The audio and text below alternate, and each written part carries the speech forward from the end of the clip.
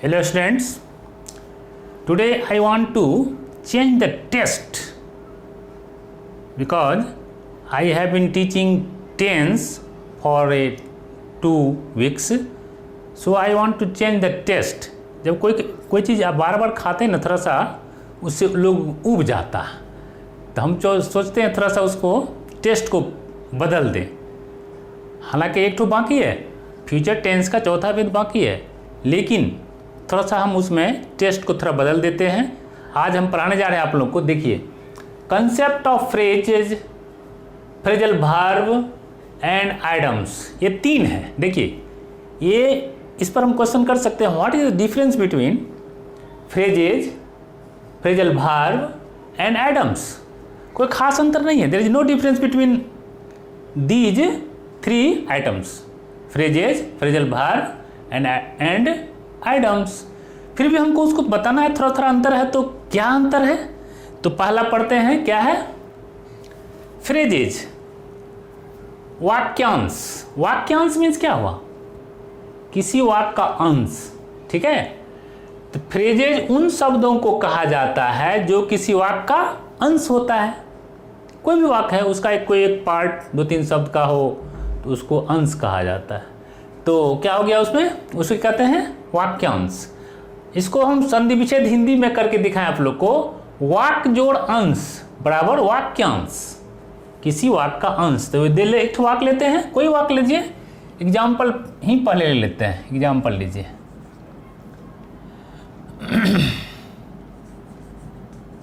My father is all in all of his family। अब यहाँ ध्यान दीजिए, कहता है, एग्जाम्पल ही पहले मैं ले लिया हूँ, my father is all in all of his family. यहाँ हिज क्यों आया? यहाँ बुक कुछ लड़का गलती करता, माई दे देता, तो माई क्यों होगा यहाँ? कोई भी हम जानते हैं, लाइक सब्जेक्ट, लाइक वर्ब हो या लाइक पॉजिटिव केस हो। जैसे मैं अपनी किताब पढ़ता हूँ, आई रीड माई बुक, तुम अपनी किताब पढ़ती हो, यू रीड योर बुक। तो लाइक दिस, यहाँ माई फादर क्या है? 3rd पर्सन सिंगुलर नंबर है, तो इसको पहले हम बदलेंगे। सिंगुलर है, एक तो है, तो इसका हो जाएगा प्रोनाउन, नाउन है माई फादर, इसका प्रोनाउन ही हो जाएगा, तो ही का हिज हुआ। तो चलिए उसको तो हम समझ लिए। अब यहाँ हमको बताना है, my father is all in all of his family. तो ये एक शब्द है, शब्दांश, शब्दों का अंश। ये वाक्य का क्या है? फ्रेजेज उन शब्दों कहा जाता है जो किसी वाक्य का, देखिए, वाक्य का अंश होता है, अर्थात वाक्य और अंश, वाक्यांश। तो ऑल इन ऑल क्या है? एक फ्रेज है। क्या है? एक फ्रेज है, ऑल इन ऑल। लेकिन ये एक वाक्य का अंश हो गया, तो इस तरह से हम इसी को फ्रेज कहा जाता है। अब इसे परीक्षा में कैसे पूछा जाता है? सो देखिए, परीक्षा में रहेगा, डायरेक्शन रहता है,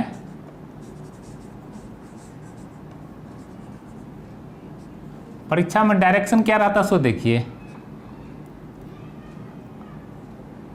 make sentences, make sentences of these, 3 गुण आता है मैट्रिक में या आईसी में, 3 दीज फ्रेजेज।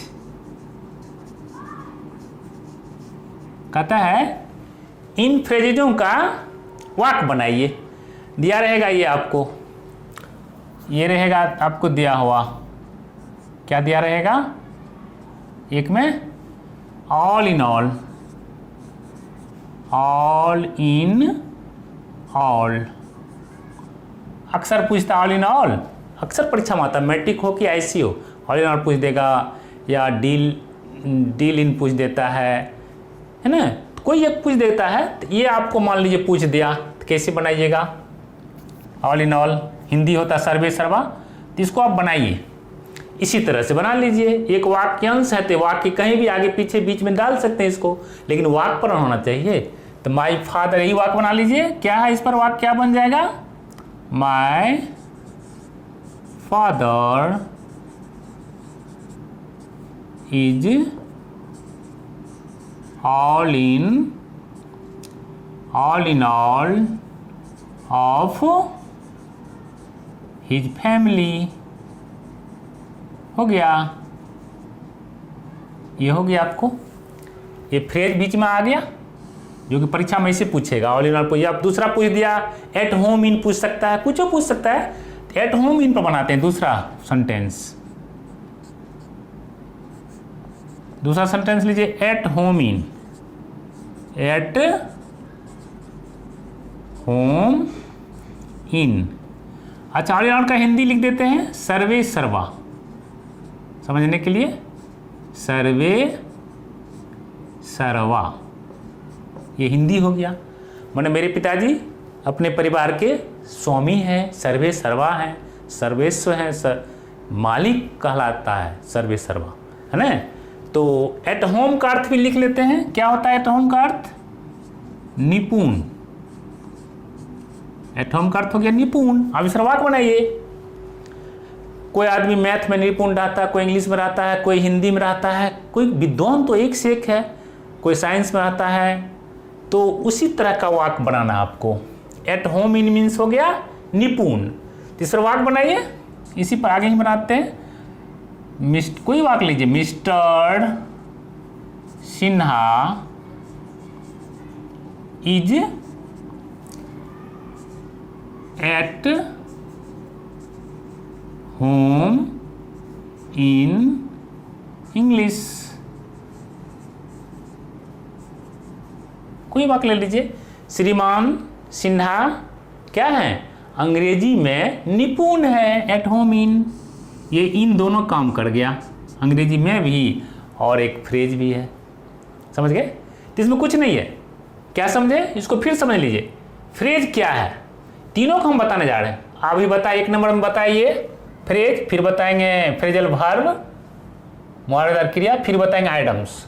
थोड़ा थोड़ा अंतर है, कोई खास अंतर नहीं है, बताने जा रहे हैं।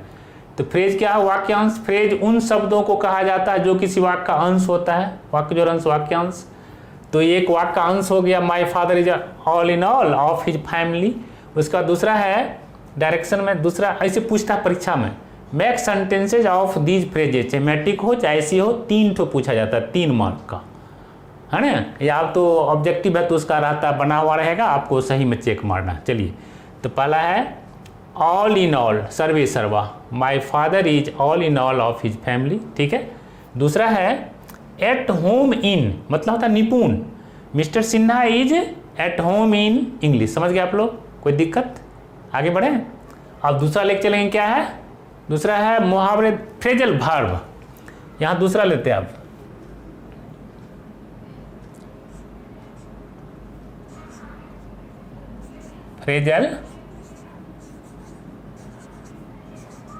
फ्रेजल वर्ब हो गया। वो था ओनली फ्रेज, ये है आपको फ्रेजल वर्ब। हिंदी क्या आ गया? हिंदी हो गया मुहावरेदार, मुहावरेदार क्रिया। क्रिया ला गया इसमें। अब इस पर समझिए ये क्या है, वो तो समझ गए, अब इसको समझना है फ्रेजल वर्ब को। इसको समझिए, जब मेन वर्ब बुझते हैं, मुख्य क्रिया, मेन वर्ब के बाद कोई प्रीपोजिशन, समझ रहे? प्रीपोजिशन, एट, इन, ऑन, बहुत सारा ओवर प्री बताएंगे भी। प्रीपोजिशन, कोई प्रीपोजिशन का प्रयोग हो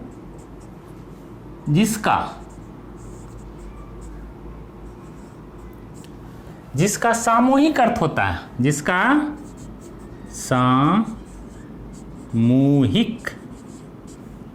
सामूहिक अर्थ होता है, माने 2-3 शब्द रहेगा तो सामूहिक अर्थ होता है, अलग अलग नहीं। सामूहिक अर्थ होता है अलग अलग नहीं, अलग नहीं। आप ध्यान दीजिए क्या कहता है फ्रेजल वर्ब क्या है?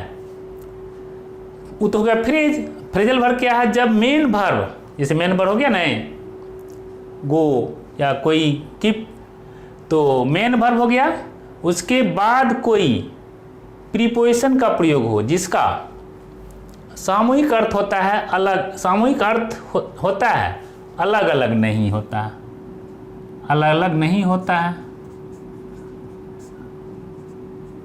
नहीं होता है। अब इस पर देते वाक्य लीजिए एक ठो एग्जाम्पल में, कोई वर्ड लीजिए, क्या होगा एग्जाम्पल में लीजिए कोई look after,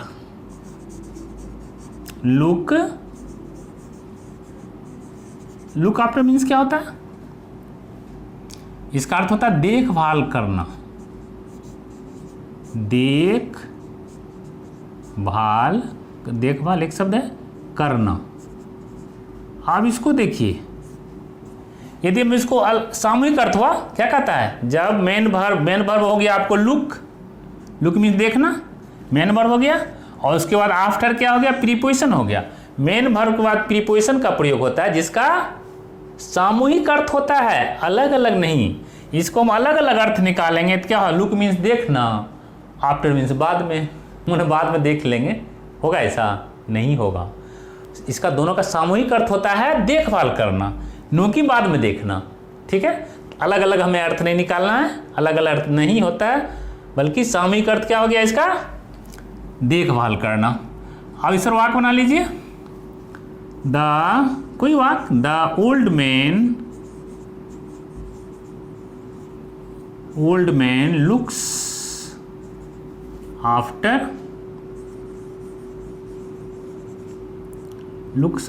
the baby, BABY, बच्चा का देखभाल करता है। कौन? घर के बूढ़ा आदमी। अरे कहाँ जा रहा बाबू, क्या कर रहे हो? या गोदे में लेके बैठता है तो उसकी मम्मी खाना पका लेती है। अरे जो बूढ़ा लोग का बहुत महत्व है, घर में गाइडेंस भी रखता है, बच्चा का देखभाल भी करता है। तो ओल्ड मैन क्या करता है? Looks after. आप यहाँ देखिए, यहाँ तो लुक आफ्टर था, देखभाल करना, ये तो मेन चीज हो गया, करना लगा हुआ है, लुक मैंने देखना, यानी देखभाल करना। अब इसको देखिए हम टेंस पर उतार, कोई भी वाक्य देखिए हम बार बार कहते थे नो टेंस नो, कहते हैं ना आपको, no tense no English grammar. बिना टेंस का आपको ग्रामर से आप कोई वाक्य दे ही नहीं सकते हैं। देखिए अभी हम क्या पढ़ा रहे हैं? फ्रेज पढ़ा रहे हैं, फ्रेजल वर्ब पढ़ा रहे हैं, इसमें टेंस घुसा हुआ है, तो बिना टेंस कुछ होगा? इसलिए मैं आपको पहले प्रायोरिटी मैंने लिया टेंस पढ़ाना। तो लगभग खत्म है, एक दिन 2 दिन और क्लास होगा, 2-3 दिन। अब मात्र 12 टेंस में से फ्यूचर टेंस का लास्ट है, जो कि अंतिम भाग फ्यूचर प्रोडक्ट कंटिन्यूएशन बच गया।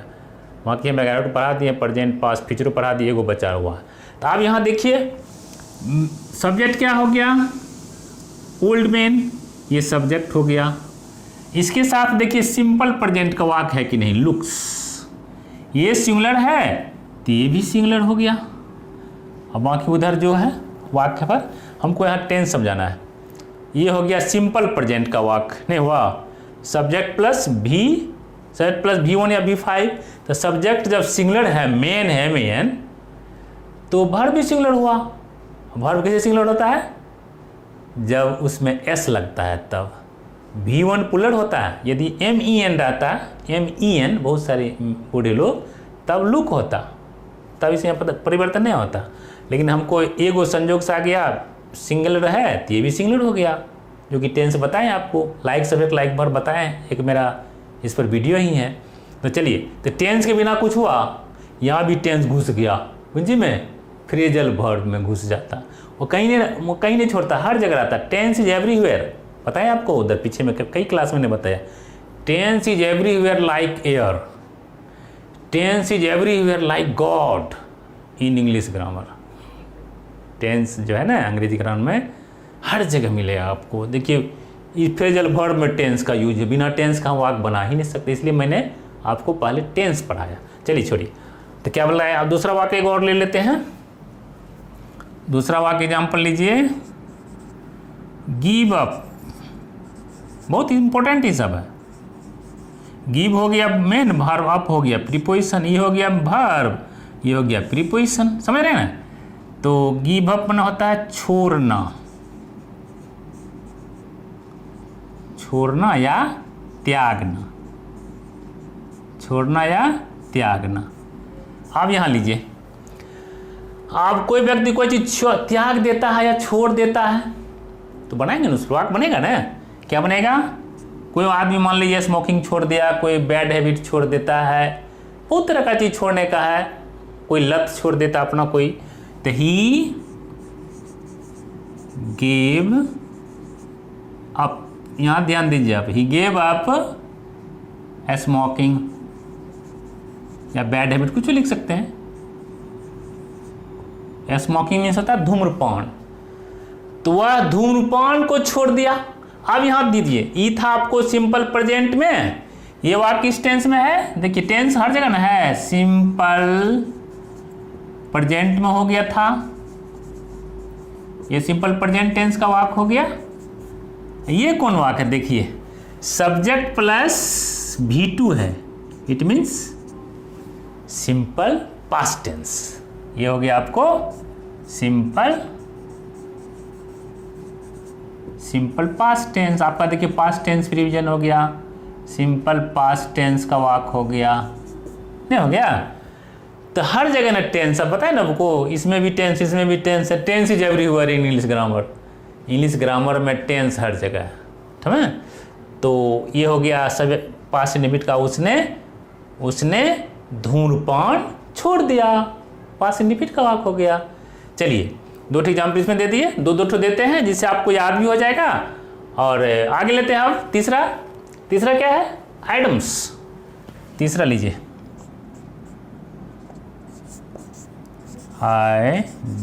IDIOMS, आइटम्स का हिंदी मुहावरा,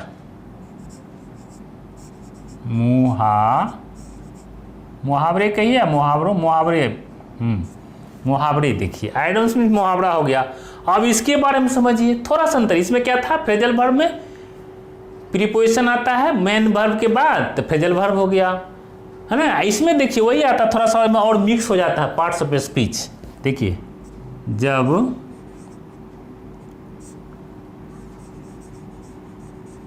मेन वर्ब के बाद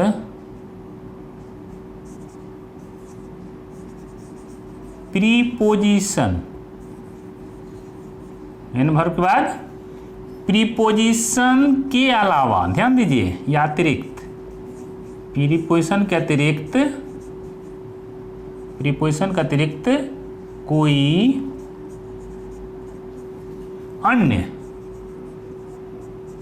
अन्य parts of speech, parts of speech मैंने क्या होता है? पार्ट्स ऑफ शब्द भेद, क्या होता है इसका हिंदी? शब्द भेद, शब्द भेद। अब शब्द भेद क्या है जान लीजिए। डिक्शनरी में लाखों शब्द है, ठीक है? तो ये सारे भेद जो हैं, सारे वर्ड्स जो हैं 8 भाग में बांटा गया। Noun, pronoun, adjective, verb, adverb, preposition, interjection, conjunction. तो क्या समझे इसमें? जितना भी डिक्शनरी का वर्ड है ना, उस शब्दों को क्या कहा जाता है? Parts of speech. तो उसमें से कोई शब्द आ सकता है, जब लिखा रहे जब मेन वर्ब के बाद प्रीपोजिशन के अतिरिक्त अन्य पार्ट्स ऑफ स्पीच आता है तो उसे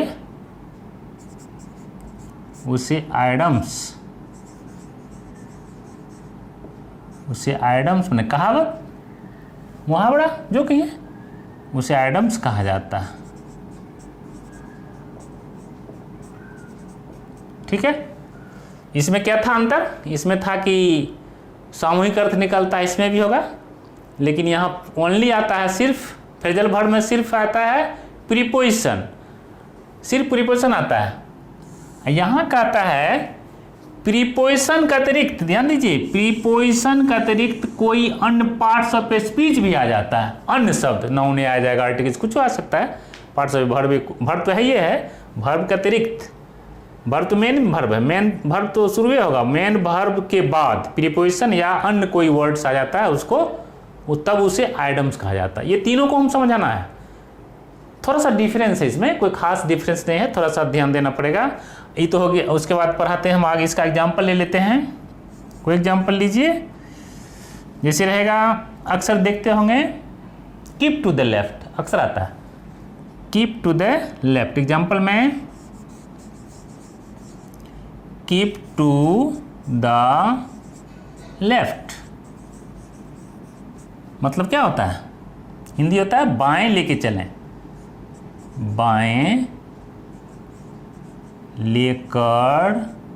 अक्सर कोई भी सवारी हो, चाहे रोड पर आप भी चलते हैं, तो हमेशा ध्यान रखिए बाएं लेके चलना है, एक से अगला को दिक्कत नहीं, एक्सीडेंट हो जाए। तो कीप टू द लेफ्ट, बाएं लेके चलें। अब यहाँ देखिए, कहता है मुहावरा मेन वर्ब के बाद प्रीपोजिशन का अतिरिक्त। ये तो मेन वर्ब हो गया, ये प्रीपोजिशन हो गया, ये वर्ब हो गया, ये प्रीपोजिशन हो गया, ये आर्टिकल्स हो गया, होंगे ना, आर्टिकल्स हो गया। ये क्या हो गया? नाउन हो गया, लेफ्ट में बायां। तो कहता है ना, क्या कहता है? मेन वर्ब के बाद प्रीपोजिशन का अतिरिक्त, ये प्रीपोजिशन का अतिरिक्त और ना आ गया, आर्टिकल्स आ गया या ये नाउन आ गया, तो उसे कहते हैं हम आइडम्स। उसी को आइडम्स कहा जाता है। माने क्या होता है? आइडम्स मीन्स मुहावरा कहा जाता है। अब कीप टू द लेफ्ट बड़ा इंपॉर्टेंट चीज़ है, हमें बाएं लेके चलना है। अपने भाषा में बनाइए, कोई वाक्य बनाइए, हमें हमेशा बाएं लेके चलना चाहिए। तो वाक्य बना लीजिए, वी शुड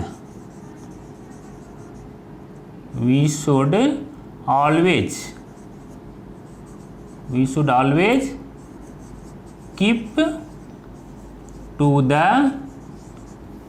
लेफ्ट। क्या समझे? हमें वी मैंने हमें शुरू में चाहिए, ऑलवेज मैंने हमेशा, ऑलवेज मीन्स हमेशा, कीप टू द लेफ्ट हमें हमेशा बाएं लेकर चलना चाहिए। वाक्य हो गया। कोई भी वाक्य और लीजिए, एक और एग्जाम्पल दे देते हैं। Leave and let leave, leave and let leave. अब यहाँ ध्यान दीजिए, ये लीव वर्ब है, ये क्या वर्ब है? एंड तो समझिए कंजंक्शन हो गया। कोई parts of speech, parts of speech means conjunction हो ना, उसमें noun pronoun verb adverb conjunction interjection, तो यहाँ कंजंक्शन आ गया, एंड कंजंक्शन। लेट ये हो गया एडवर्बियल वर्ड। लीव यहाँ नाउन है, ध्यान दीजिए, यहाँ लीव वर्ब है, यहाँ नाउन है। कहा जाता है ठामगुण काजल, ठामगुण कारिक। जैसे काजल को आप आँख में लगाए तो काजल कहलाएगा, यहाँ लगा लीजिएगा तो कालिक। तो यहाँ बेचारा यहाँ शुरू में है मेन वर्ब, मुख्य क्रिया शुरू भी शुरू में है, मेन वर्ब है, तो वर्ब कहला गया। लेट लीव जीने दो, ये हो गया नाउन। मतलब हिंदी क्या होता है? जियो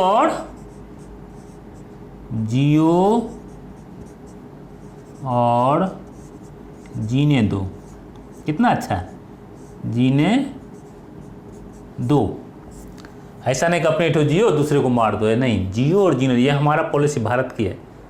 ये भारत हमारा विश्व गुरु पहले भी था, फिर होने जा रहा, तो हमारा पॉलिसी ही ऐसी है, जियो और दूसरे को जीने दो। अभी देखिए हमारा प्रधानमंत्री जो भी हो, खैर राजनीतिक बात हम नहीं करना चाहते हैं, तो दूसरे लोगों को भी दिया कोविड का टीका, अपने देश में भी दिया। हालांकि थोड़ा घट रहा, लेकिन क्या करेगा, आर्थिक यहाँ तो मंगनी में दे रहा, वहाँ से पैसा आ गया। बहुत बात है, आर्थिक स्थिति देखना पड़ेगा। हम हर राज्य में देखिए अभी मुफ्त में दे रहा टीका, अब विदेश में पैसा पर देता है, तो यहाँ तो बहुत बात है। छोड़िए, राजनीति भी है और गरीबी भी है, दोनों है। यदि ये पैसा कीमत लेना शुरू कर दे, हॉस्पिटल जेबे नहीं करेगा लेने के लिए, सरकार पैसे नहीं है सबके पास, तो छोड़िए, उतना हमको राजनीति में नहीं जाना। तो जियो और जीने दो, जियो और जीने दो, तो ये हमारा पॉलिसी है। दीजिए वाक्य दीजिए, हमारा भारत का, हमारा मैंने भारत का, our policy, our policy is live and let live. क्या समझे? जियो और जीने दो, आप इसको समझ लीजिए, कोई दिक्कत नहीं है आप में। हम जो पढ़ा दिए आपको, ये तो हो गया मुख्य समाचार, ये तीनों चीज़ पढ़ा दिए, फ्रेज, फ्रेजल वर्ब, एडम्स। आप इसको स्क्रीनशॉट कर लीजिए, थोड़ा छोड़ देते हैं, स्क्रीनशॉट अपने मोबाइल पर कर लीजिए, बाद में इसको विस्तार से रिज्यूम करके पढ़ लीजिएगा। उसके बाद ये तो मुख्य समाचार हो गया, इसको हम समाचार विस्तार से फिर टेंस कभी पढ़ाएंगे बारी बारी से। यही 55 ठो देंगे, आज तो 6 ठो दे दिए, 2 यहाँ, 2 ठो ये हो गया,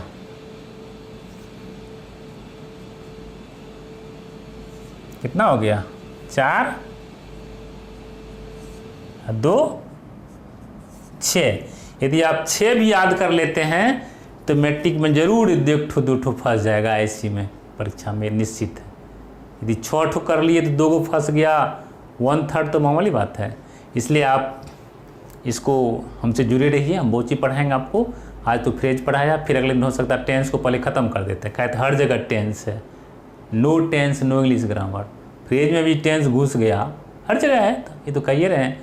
इसलिए हमसे जुड़े रहिए। जुड़ने के लिए क्या कीजिएगा, आप हमारे चैनल को सब्सक्राइब कीजिए और हमसे जुड़े रहिए। Thank you.